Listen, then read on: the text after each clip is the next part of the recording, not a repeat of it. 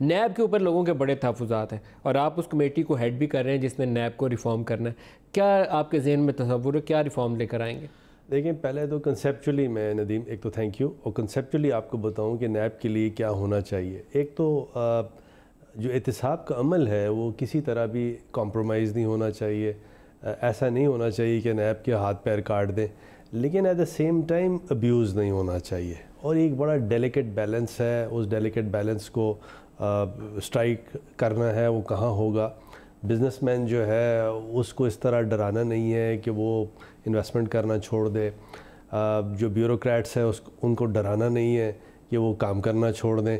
But at the same time ये भी नहीं करना कि जी अंधी मच जाए और हर किस्म की करप्शन जो है वो बिल्कुल आम हो जाए। तो एक बड़ा डेलिकेट बैलेंस है जिसको कंसेप्चुअली हमें आपको सबको किसी चीज़ पे एग्री करना है।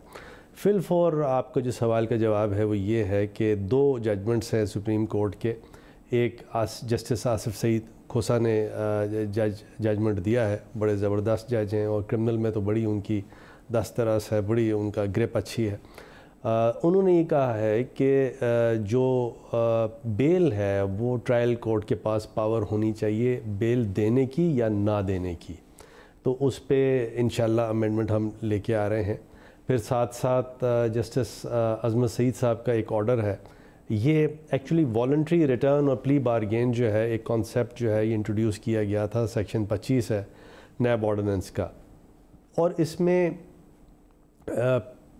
पिछले दिनों बल्कि कुछ महीने पहले, एक आध साल 2 साल पहले, स्पेशली गवर्नमेंट ऑफ सिंध की बड़ी ये एक प्रॉब्लम आ रही थी जो सुप्रीम कोर्ट ने उसको चेक भी किया। वो ये था कि एक अफसर है उसने टिका के करप्शन की है, वो वीआर की अमाउंट एग्री कर जाता है नैब से, वो पेमेंट भी कर देता है और दोबारा अपनी जॉब में को कंटिन्यू करता है। तो ये अब्यूसिव आप समझिए कि एक चीज़ सुप्रीम कोर्ट ने महसूस की और नतीजतन ऑर्डर पास किया जिसमें उन्होंने वीआर को तो बिल्कुल ही रोक दिया।